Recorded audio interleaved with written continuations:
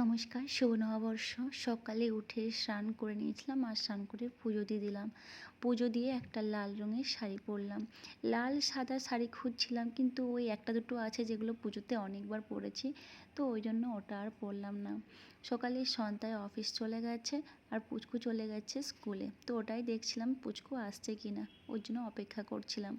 তারপরে ভাবলাম একটু রান্না করে নিই, কেননা আজকে সকালে রান্না হয়নি। সন্ধ্যায় এখন আসবে, একটু খাবে, তারপরে পুচকু আসবে, পুচকু এসে খাবে। তো সেই জন্য আমি একটু রান্না বসিয়ে নিলাম আর আমিও একটু খাবো। তো সন্ধ্যায় এখন আসতেও পারে, না আসতেও পারে, কেননা সন্ধ্যায় বললো যে ওর একটু লেট হচ্ছে, একটা অন্য জায়গায় চলে গেছে, তো সেই জন্য। তো এখন পুচকু আসবে বলে আমি অপেক্ষা করছি, তার সাথে রান্নাটাও করে নিচ্ছি।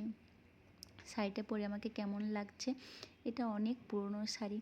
এই শাড়িটা দিদি আমাকে দিয়েছিল। আমার জীবনটা এমনই গো, জানো তো, বিয়ের পরে যখন আমার বিয়ে হলো তখন কিছু জিনিস খিচকাই ছিল, কিছু জিনিস ছিল টালিগঞ্জে, কিছু জিনিস ছিল বাঁকুড়াতে। তো ওই জিনিস নিয়ে এদিক ওদিক করতে করতে ব্যাস টাইম চলে গেল। তারপরে যখন নতুন বাড়িতে এলাম, বাড়িটা গোছালাম, 2-3 বছর বাড়িতে ছিলাম, তারপরে ব্যাস দিল্লি চলে এলাম। দিল্লিতে হাফ জিনিস 2-4টা জিনিস এনেছিলাম, ওখানেই কলকাতাতে বেশি জিনিস ছিল। তারপরে খুব অসুবিধা হচ্ছিলো পুজো টুজোতে কোনো জিনিস পরতে, বা কোনো খুব অসুবিধা হচ্ছিলো, বিছনার চাদর টাদর বা কে বাড়িতে আসতো টাসতো, খুবই প্রবলেম পড়েছিলাম। তার মধ্যে এখানে কিছু জিনিস কেনাকাটা করলাম আর কিছু শাড়ি এখানে নিয়ে এলাম, কিন্তু এখানে দেখে এসে আবার এক প্রবলেম পড়ে গেলাম। তো আমার জীবনটা এইভাবেই চলছে। যারা ট্রান্সফারে জব করে তাদের জীবনটা এইরকমই হয়, কিছু করার থাকে না। এই সকাল থেকে শ্বশুরমশাইকে খুব মনে পড়ছে, তো বাবাকে সকালে এসএমএস করলাম, তারপরে ফোন করেছিলাম, বললাম বাবা তোমাকে খুব মনে পড়ছে। ওই সকালেই ওই যে পয়লা বৈশাখ, তারপরে মহালয়া, এই দিনগুলো সকালে উঠেই গরম গরম রসগোল্লা নিয়ে আসতে আর বলতে মনু লুচি ভাজ খাবো, এরপরে খুব মিস করছি গো। তো আজকে চাইছিলাম পয়লা বৈশাখটা অন্যরকম কাটাতে। কী কাটাবো, একা একা আছি, সন্ধ্যায় অফিস, পুচকু স্কুল। তো সন্ধ্যায় আসার পরে আমরা একটু খুব ভালো সময় কাটাবো, তার জন্য বানিয়ে আজকে রাত্রিবেলায় আমি রেখেছি ছোলা বাটোরে। ছোলা বাটোরে বানিয়ে নিলাম, রেডি হয়ে গেলাম, একটু আতরও লাগিয়ে নিলাম, সন্ধ্যায় আসে বলে আর একটু সুন্দর করে সাজলাম, যে আমরা খুব ভালো একটা সময় কাটাবো। আমরা আজকে বেরোবো না বাইরে, বাড়িতে একটু বাঙালিয়ানা ব্যাপার রাখবো, একটু ভালো বাংলা গান শুনবো। তো সন্ধ্যায় অনেক কিছু নিয়ে এসেছিলো আজকে, ওর মিষ্টি, সিঙ্গারা, মানে অনেক কিছু। তো আমরা সেগুলো সন্ধ্যাবেলাতে খেলাম, আর তারপরে রাতের জন্য তো আমাদের ডিনার ছিল। তো তারপরে আমরা একটু বাইরের দিকে গেছিলাম, ভীষণ সুন্দর, আর বাংলা মুভি দেখলাম, আর সবাইকে ফোন করলাম, মানে আমার যত আত্মীয় স্বজন, আর এইভাবেই সবার সাথে হোয়াটসঅ্যাপ ভিডিও কলে আড্ডা দিচ্ছিলাম। এরপরে আমি অক্ষয় ভালো সময় কাটলো সন্ধ্যাটা। আমি চলো এর মাঝে ব্লগ বানাবো না, এইভাবেই কাটলো। আজকে হলো অক্ষয় তৃতীয়া।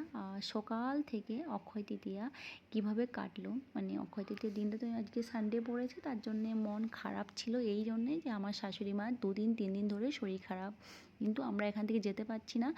এখন সন্ধ্যায় যাবে বলে অনেক চাইছিল যেতে, কিন্তু ফ্লাইটের টিকিট পাচ্ছিল না, আর ট্রেনের তৎকালে টিকিটও পেলো না। তো এখন সোমবারে যাবে ঠিক করেছে, কিন্তু সোমবারে যে যাবে, সোমবারে তো কোনো মানে ওর অফিসে এত চাপ পড়ে গেছে। তারপরে আমরা 9টার সময় খাবার খেতে বেরিয়েছিলাম, সন্ধ্যায় বললো চলো কিছু কিনে নাও, এটা তো অ্যানিভার্সারি মান্থ, তো আমার যেহেতু মামনির শরীর খারাপ, সেই জন্য আমি বললাম না থাক।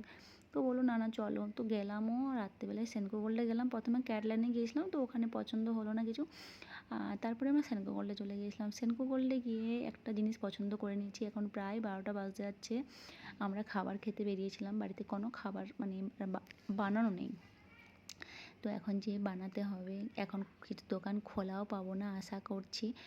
যাই হোক এখন বানিয়ে নেব, কিছু করার নেই। আর আমি ভিডিওস করিনি, এই জন্য মামনির শরীর খারাপ বলে মনটা খারাপ ছিল। তার মধ্যে একটা আমি নেকলেস নিয়েছি, যখন বিল হচ্ছিলো তখন আমি একটু ভিডিওস করলাম। আর সেনকো গোল্ডের কেউ নেই, পুরো দোকান ফাঁকা। আজকে রাত্রি 12টা অবধি খোলা থাকে, যেহেতু আজকে অক্ষয় তৃতীয়া।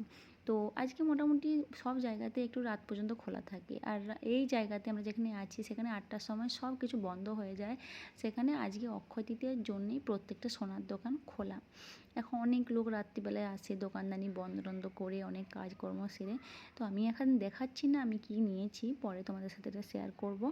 এখন বাড়ি যাব, আর আমি খুব টেনশন আছে যে বাড়িতে গিয়ে কী রান্না করব, সবাই খাবে এটা, কারণ এখন তো কোনো দোকান খোলা নেই। এটা যদি নয়দা হতো পেয়ে যেতাম। তো আজকে সকালবেলায় সন্ধ্যায় বললো চলো চেঞ্জ করবে, তো চেঞ্জ করে নাও, বাট আমার বললাম না চেঞ্জ করব না, ভীষণই সুন্দর জিনিসটা, আর আমি কেন চেঞ্জ করব, খুব ভালো লেগেছে। টাটা বাই, সবাই খুব ভালো থেকো, টাটা।